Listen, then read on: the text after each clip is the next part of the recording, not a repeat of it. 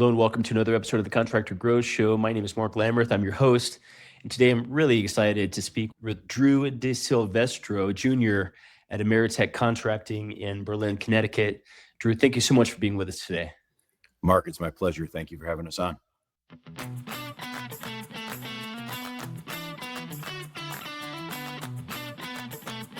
You know, it's a real honor to have you on here, sir. You have got a very deep career with the military. You have an incredible business that supports the military and veterans at every level. And I'm just really excited. I actually have chills right now talking about it. To have you on the show today and to hear the story of what you guys are doing with AmeriTech. Maybe we could just kind of get started by hearing a little bit about the history of the company and where things are at today. Yeah, sure. So the company was started in 2020. It was started by our founder, Scott Dole. Scott Dole was a Navy veteran, and he wanted to start a business as a service-disabled veteran-owned small business in servicing the mechanical community. Fast forward about a year and a half into the start of the organization. Unfortunately, Scott was diagnosed with stage 4 cancer. And basically, he wasn't exactly sure how to keep the organization going while also trying to battle such a terrible disease. And eventually, I was introduced to Scott and Dan Eastman, his business partner, and an opportunity came about where I could come into the organization initially just as an operator to help with the company where they currently were at, and see if we could do something to get the company back on track while Scott could continue to battle his illness. And then hopefully the ultimate goal at the time was could we get Scott to a retirement state where he could just focus on being with his family and enjoying any last time he had, right? As then we could continue to take the investments of the investors that they put into Scott and grow it into something. And so in August 1st of 2022, I came on board. And the first 2 months, we inked about $10 million in sales. At that time, they had about a total above $1 million in revenue to date between those first 2.5 years. And they only had Scott Dole as the only employee. And so there was a lot of legwork that had to be done, right? And framework and to build our organization. And so I was able to come in and I was able to put a structure in place so that it was scalable. So it wasn't reliant on just a person. It was reliant on a system. And from there, we grew. So end of 2025, we inked last year $195 million. And to date, we have about 86 employees. And so it just shows the ability of scalability and again, based off of a system, not a singular person, and how you can make this thing go. And so, yeah, that's where we are. That's where AmeriTech is today. Incredible. And so you guys specialize in federal government construction, renovations, and procurement projects. Okay. And I mean, you were a senior master sergeant in the United States Air Force, 20 years military experience, 4 tours of duty, exceptional leadership. I mean, and then you actually were responsible kind of in your previous career with the military, or maybe continuing military career, with, massive projects with the Department of Defense. Is that correct? Yeah. So I worked for the Department of Defense, and specifically as a contracting officer representative. And in that role, I learned the federal acquisition regulations, the FAR, and how, I guess, the back end went into an actual project itself, from the infancy of it to the initial programming or funding element that had to go into place to get congressionally approved, all the way through the actual execution of a project.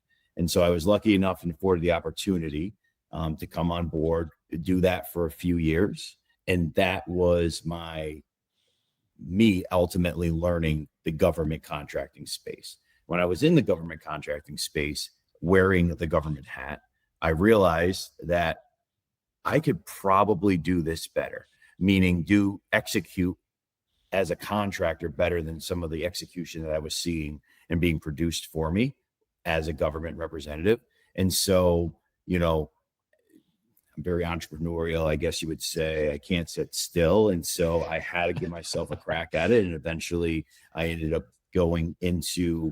leaving the government and going into the private sector, working for organizations that were servicing the government, to then eventually be afforded the opportunity to come into AmeriTech and then take AmeriTech over as my own. Wow. So did I hear you right? You guys went from $1 million in revenue to $195 million in revenue in basically 5 years? We went from $1 million in collected revenue over the first, 2.5 years to we inked $195 million in sales. That's not collected revenue. Last year, I think collected revenue, we did about 38 million. And so it's a scalable, right? In the construction industry, when you ink sales, it's not like if you go to the local convenience store and the point of sale purchase automatically is your revenue at the same time, right? It's a little bit different. You ink the sale and then it takes time to go produce that actual job itself, especially if some of our projects are 3 years long, right? And so right now we have a sizable backlog, and we're on pace to do about 85 million in collected revenue this year. But the inks, I just want to make sure I clarify that. I'm glad you asked a qualifying question, Mark, is that there's a difference. So it's ink sales versus the collected revenue. Wow. There's a lot to unpack here. I mean, you were, the service and kind of veteran focus of the business that you guys do. I mean, a lot of, amazing awards that you've won. You guys are in the Berlin area, in Berlin, Connecticut, there between Hartford and New Haven. Just kind of giving some context to our listeners here. And I really want to get into the veteran kind of side of things and kind of how you guys support. I'd love to get into the awards that you won and the deep kind of support of veterans. But can I just ask you, how have you gone from, $1 million in collected revenue within a couple of years to having inked $195 million? I mean, that growth is like stratospheric. What are a couple of ways that has happened? Everything that I have done here has been system driven, right? And so from its infancy, when I took over, I needed to make sure that I had processes and workflows in place that weren't reliant on a singular person. And I think ultimately what a lot of businesses fail at is that you have somebody who's has a great idea, and they're entrepreneurial, or they're really strong at, let's say they want to be an artist, or let's say they want to be a professional painter, and they're the best painter in the world, right? And what I mean by painting is painting houses, but they work on going to paint houses, but they don't work on the actual business. They work in they work in their business. And for me, right?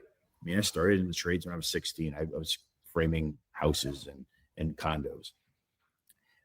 I can't work in the business. I have to work on the business. And what I mean by that is constantly developing ways to keep this thing going and systematizing the thing so that it's not reliant on Drew DiSilvestro. It's reliant on the system and the workflows we had in place. And I know it sounds simple and it's still, the growth that we've had is exponential and amazing.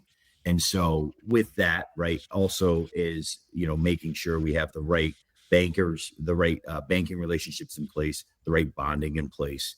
And as we were growing, especially in the federal market, I was very strategic at first to take on opportunities that didn't need an actual bond in place. So a lot more service construction instead of a lot more like project construction.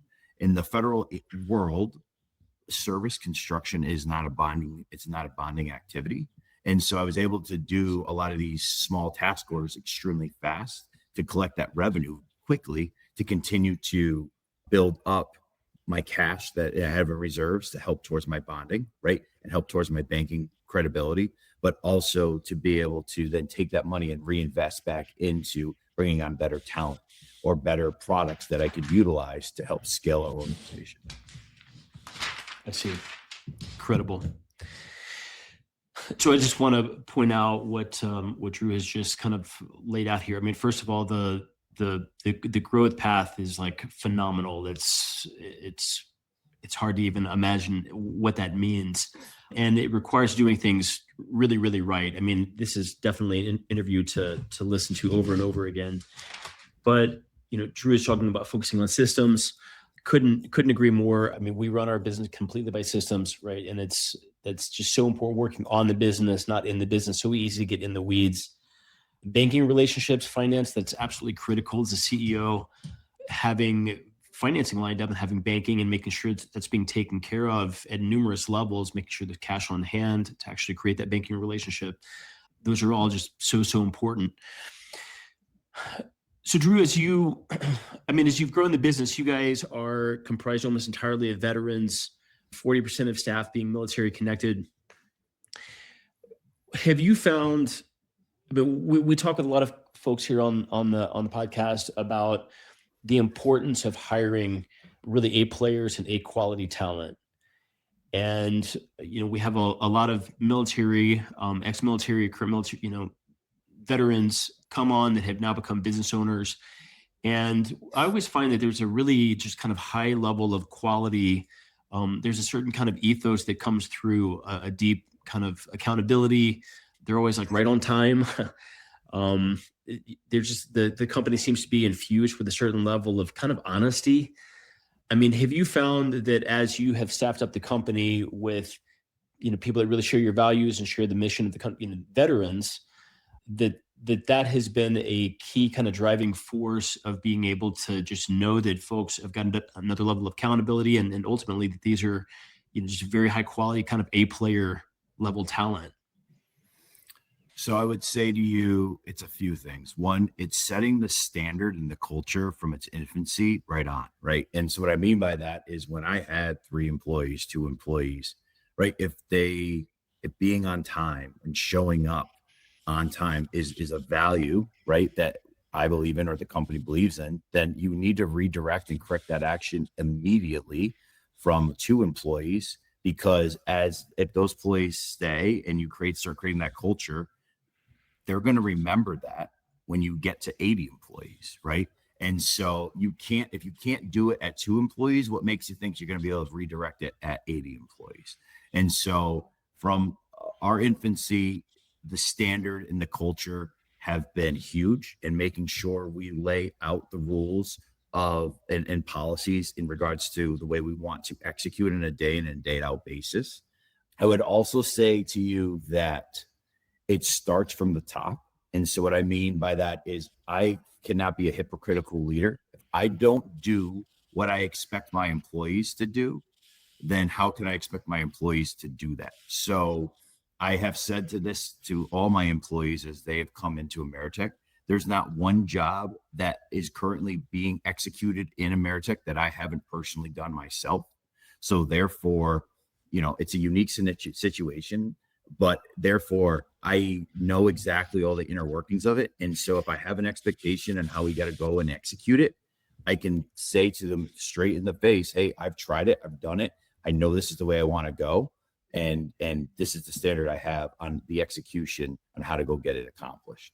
The other element that I'll tell you about, and I learned this in the military, was I think military veterans, especially military veterans who have been in the military for enough time to go into leadership positions, have learned the value of being a chameleon and being able to mold individuals into useful skill sets. And so let me explain what I mean by that. In the military, you sign up for either 4 years or 6-year commitments, and you get assigned to a unit. There is no firing in the military. You sign the contract with Uncle Sam, and you have to go and you have to execute on that contract for that amount of time, right? And so as a leader in the military, when a personnel comes on board and they're not up to snuff potentially on the skill sets that they're expected to potentially execute for you, you can't just get rid of them and fire them and say you're done. You have to learn how to redirect them. You have to go look at the intangibles that they possess and figure out, how do I best utilize them? Because they're going to show up every day to work as expected to go do something. And it's not fair to just put them in a corner and say, just sit there and color for the next 4 years, right? You have to figure out how to utilize them. And so you learn how to look at it, with a 360 lens and figure out how can I be better as a leader, to figure out how they can be better as a cog in the wheel, as a piece of the wheel to this organization so they can go produce. And I promise you, Mark, that nobody wakes up and decides that they want to be a dirtbag and they're going to go be a dirtbag for the day. Most people wake up and they want to go do good. They want to be a productive part of your organization, right? They're not there just to collect a check, right? There's going to be some people, but most people actually want to do well. And so how do you go figure out how to untap that value and the intangibles that they possess within your organization? Wow. Does the military talk about intangibles they possess? Is this military language at all, or just more the entrepreneur?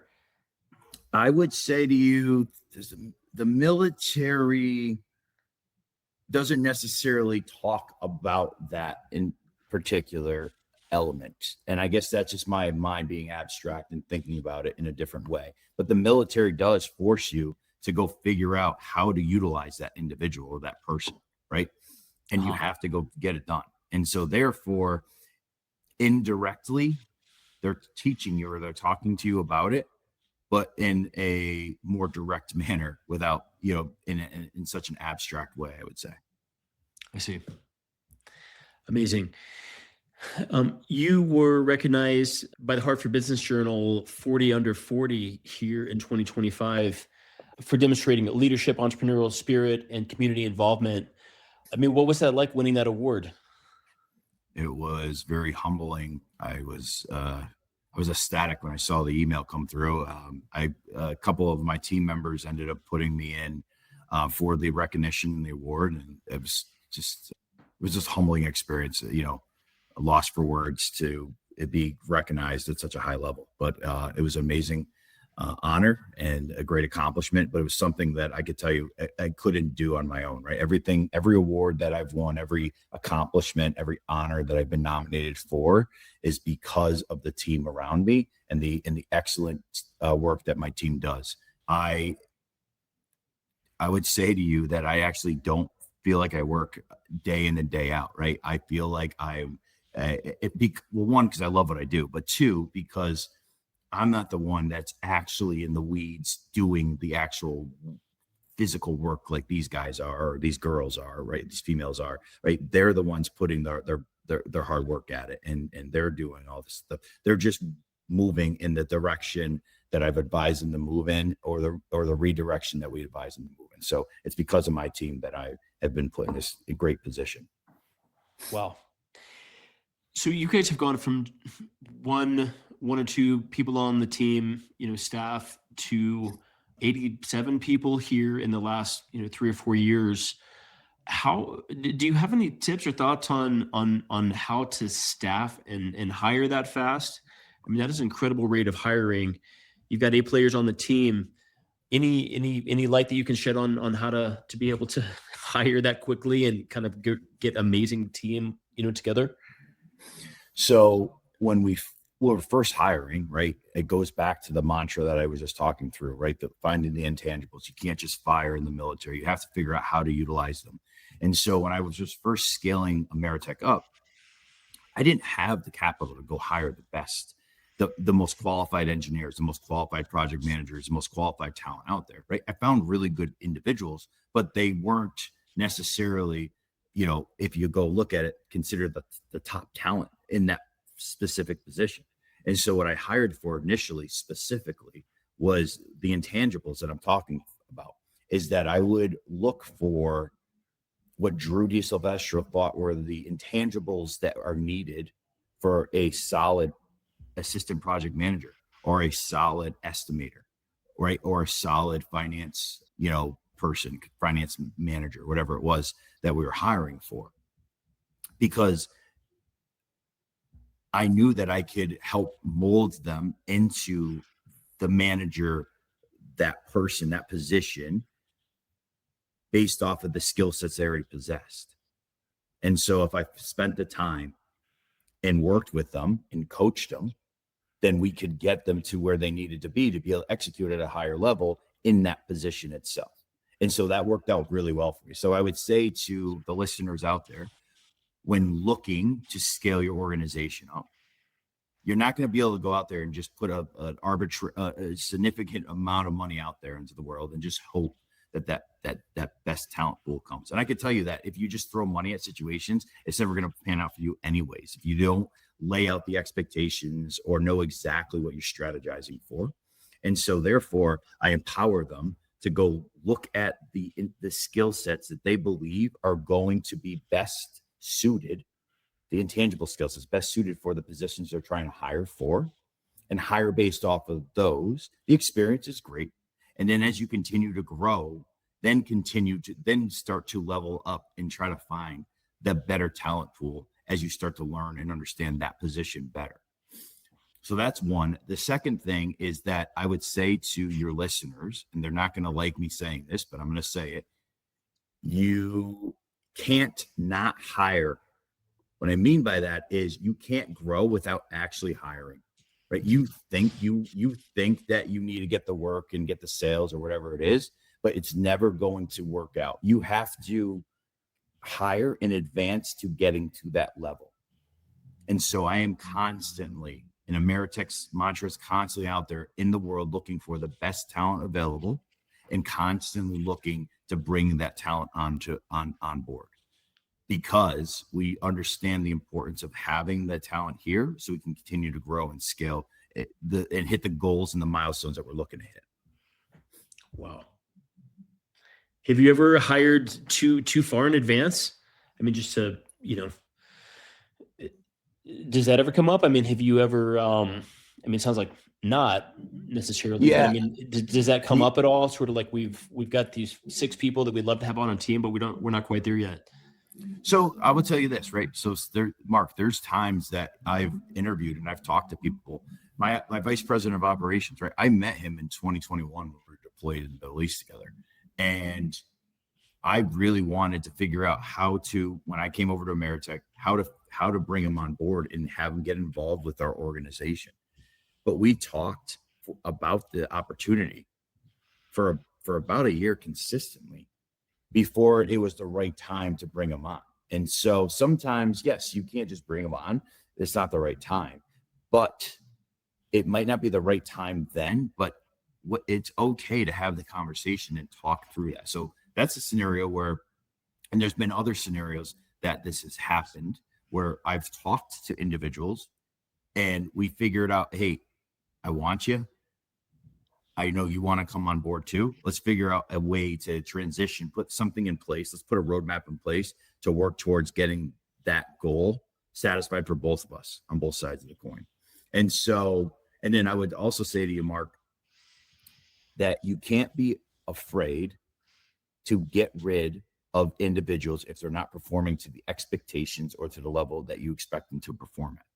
And so the thing that I would also tell you is that I've been very good, and the employees that don't work in AmeriTech anymore would say, well, they don't appreciate this about Drew, but we're good at pulling the trigger and getting rid of individuals if they're not able to execute at the level that we expect them to execute at.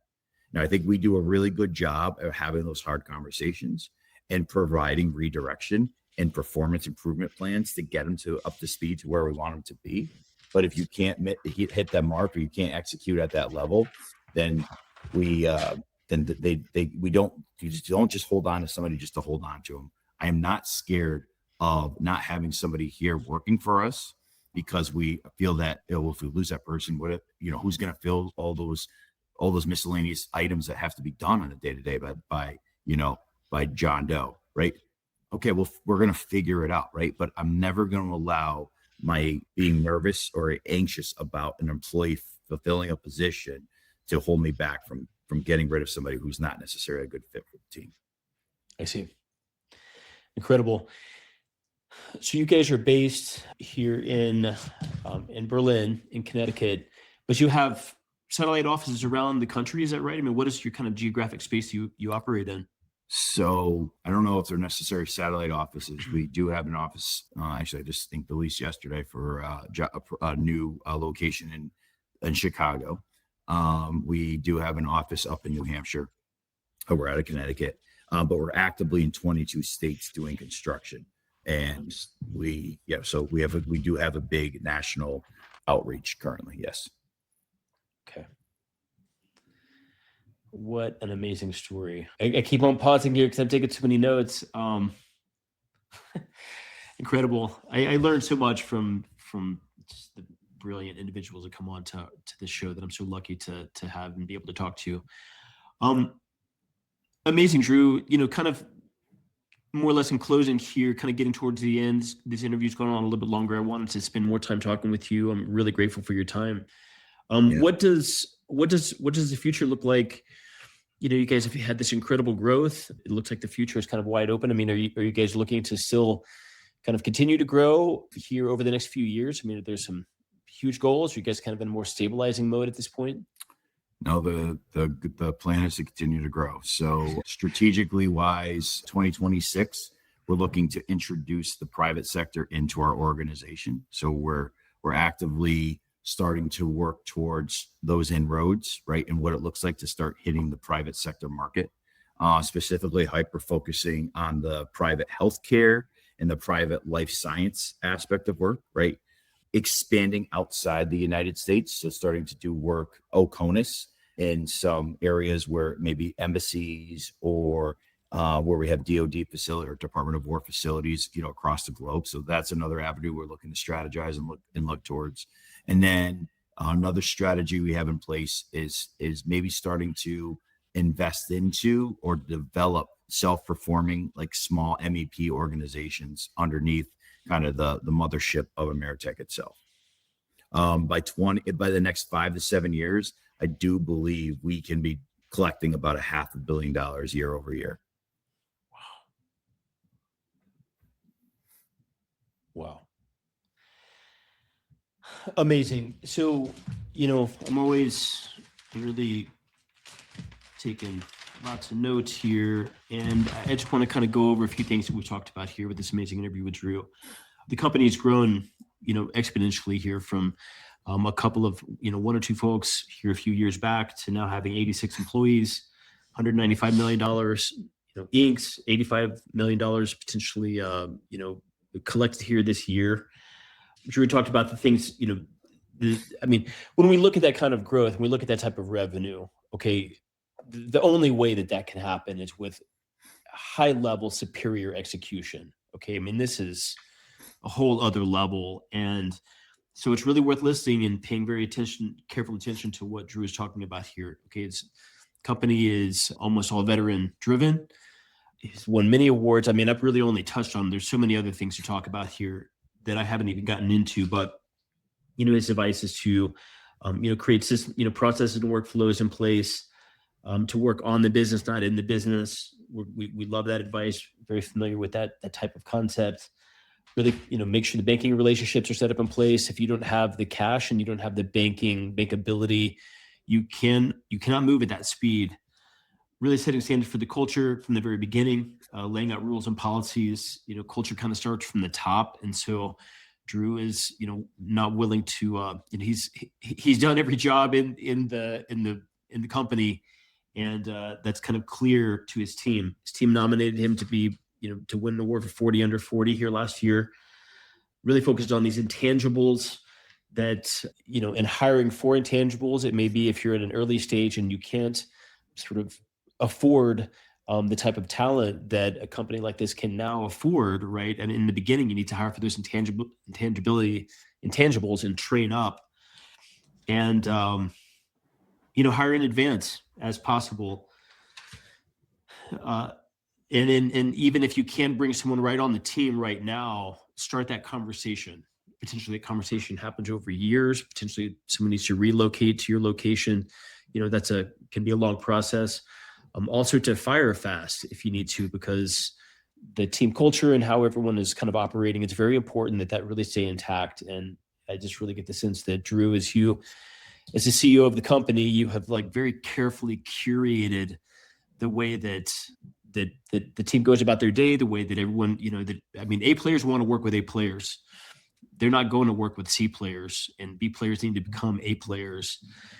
So what an incredible story. I mean, I would love to, if you have time over here over the next year, Drew, I would love to have you on the show again. We would be honored to hear how things are growing. It's an amazing story. It'd be my pleasure to come back on and talk to the listeners again, for sure.